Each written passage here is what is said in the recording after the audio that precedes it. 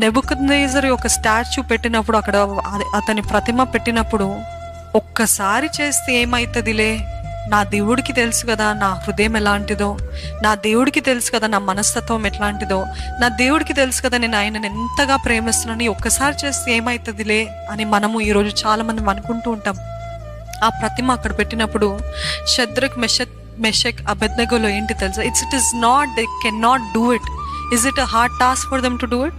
ఒకసారి తల ఉంచి హేల్ నెబుకద్నెజర్ కింగ్ అని చెప్పడము కష్టమా అండి? మనము చెప్పమంటే ఎంత ఈజీగా చెప్తాం కదా, but they didn't want to do it. It is not they can not do it, it is that they would not do it.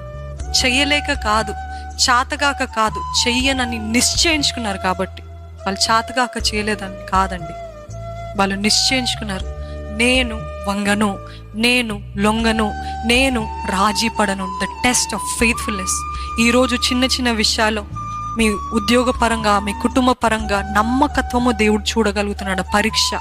ఈ కుటుంబమా, ఇంతేనా నా జీవితము? వండి పెట్టాలా, పిల్లల్ని చూసుకోవాలా, లేకపోతే భర్తని చూసుకోవాలా, ఇల్లు క్లీన్ చేసి, ఇంతేనా నా జీవితం, ఇంకేం లేదా అని అనుకుంటూ ఉంటారు. లేకపోతే ఉద్యోగంకి వెళ్ళేవారు, ఇంతేనా నా జీవితము, it's so mundane, so boring my life, ఇంతేనా అని అనుకుంటున్నారేమో. కానీ దేవుడు ఆ స్థితిలో ఈ సమయంలో పెట్టాడంటే అది కూడా పరీక్ష అని ఎందుకు అనుకోకూడదు? ఈ చిన్న దాంట్లో కూడా నమ్మకంగా ఉంటారా? ఇంత బోరింగ్ లైఫ్లో కూడా నమ్మకంగా, సంతోషంగా, ఆనందంగా, ప్రశాంతంగా, తృప్తితోటి చేయగలుగుతారా? ఇది దేవుని కోసం చేస్తున్నాను.